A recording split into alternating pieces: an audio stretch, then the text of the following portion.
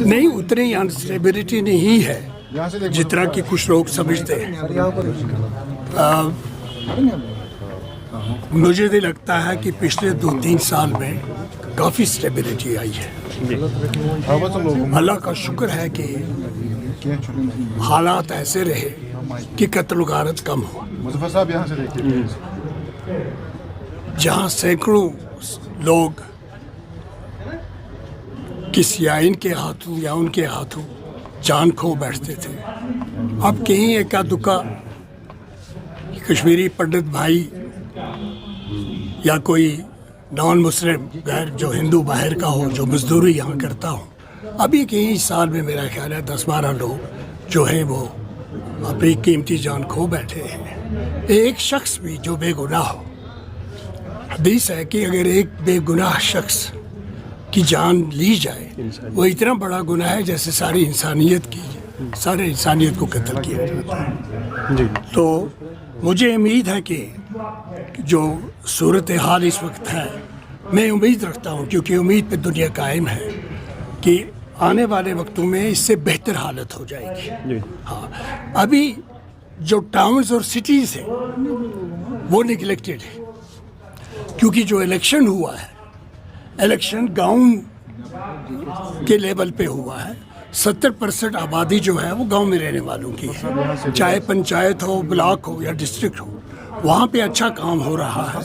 لیکن جہاں تک سٹیز کا تعلق ہے، ابھی یہاں پہ اس 30% جو پاپولیشن ہے ان کے یہاں ابھی ڈیولپمنٹ کا کام نہیں ہوا ہے. اور تب ہوگا جب کہ اسمبلی کا الیکشن ہوگا، ایک باقاعدہ حکومت ہوگی، تو اس وقت ان کو بجٹ بنانے کا اختیار ہوگا. اس وقت کسی کو بجٹ بنانے کا اختیار نہیں ہے. ہاں گورنر صاحب ہیں، لیفٹنٹ گورنر صاحب ہیں، وہ کر سکتے ہیں. پیشن گوئی تو میں کر نہیں سکتا، لیکن میں سمجھتا ہوں کہ الیکشن میں ابھی کئی لوگ تو کہتے ہیں کہ بھائی مارچ میں الیکشن ہو جائے گا، کئی لوگ تو شرط لگائے بیٹھے ہیں مارچ میں الیکشن ہوگا. لیکن میرا جو اپنا اندازہ ہے وہ یہ ہے کہ الیکشن میں ابھی وقت ہے، شاید بہت کچھ پلاننگ کرنی ہے انہوں نے کہ یہ اب کے جو اسمبلی بنے گی یہ کوشش کریں گے کہ اس اسمبلی جو ہے اس کو اسی طرح کے وسیع اختیارات ہوں جس طرح کی ڈسٹرکٹ ڈیولپمنٹ کونسل کو ہیں یا پنچایتوں کو ہوں گے. تو اس کے لیے قانون بنانے کی ضرورت ہے، اس میں ٹائم لگے گا. ابھی پاکستان اتنی بری حالت میں ہے اور ہمیں دکھ ہونا چاہیے، چاہے کوئی بھی ہو، کوئی بھی دنیا میں کوئی ملک ہو جہاں لوگوں کا چنا ہوا پرائم منسٹر جو ہے ایماندار آدمی، پہلا شخص ہے پاکستان کا پرائم منسٹر بھٹو کے بعد جس پر کبھی رشوت کا کوئی الزام نہیں لگا ہے. تو اس کو اتار دیتے ہیں، گولی لگاتے ہیں، مارتے ہیں، اس کی ٹانگیں 4 گولیاں لگا دیتے ہیں، نہ جانے کیسے بچ گیا ہے.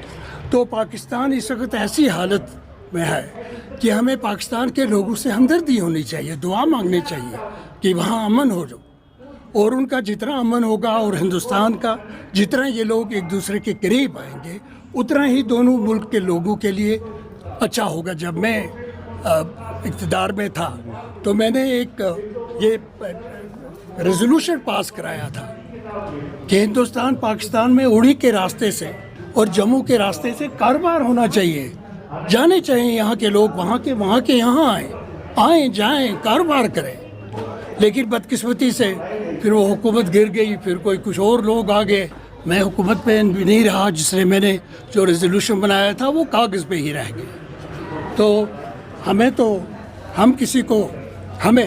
ہم جو جموں کشمیر کے لوگ ہیں کچھ بھی کہیے لیکن یہ نہیں کہہ سکتے کہ کشمیر کے لوگ بے وقوف ہیں، یہ ذہین لوگ ہیں.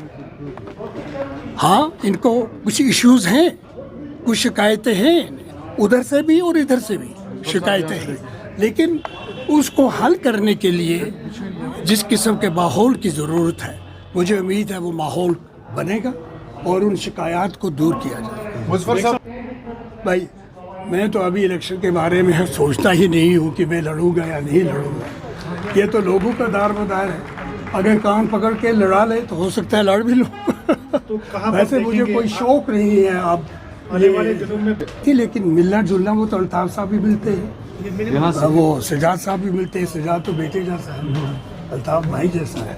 ہاں ان کے اور ہم میں کافی سیاسی طور پر جو ہے نظریے آپس میں ملتے نہیں ہیں. اور ابھی تک مجھے کسی جماعت میں وہ پولیٹیکل سپیس نظر نہیں آتی ہے جہاں میرا بھی کچھ رول ہو سکتا ہے. میں یہ نہیں کہوں، ہو سکتا ہے وہ بہت قابل ہو سکتا ہے وہ بہت قابل ہو، مجھے غلط فہمی ہو، آپ کو کسی اور کو غلط فہمی ہو، لیکن میں یہ ضرور کہتا ہوں کہ جو پولیٹیکل سپیس ہے اس پولیٹیکل سپیس میں یہ کہنا کہ کون سب سے زیادہ ووٹ دے گا، کیا وہ نیشنل کانفرنس والے ہوں گے، کیا وہ الطاف صاحب کی پارٹی والے ہوں گے.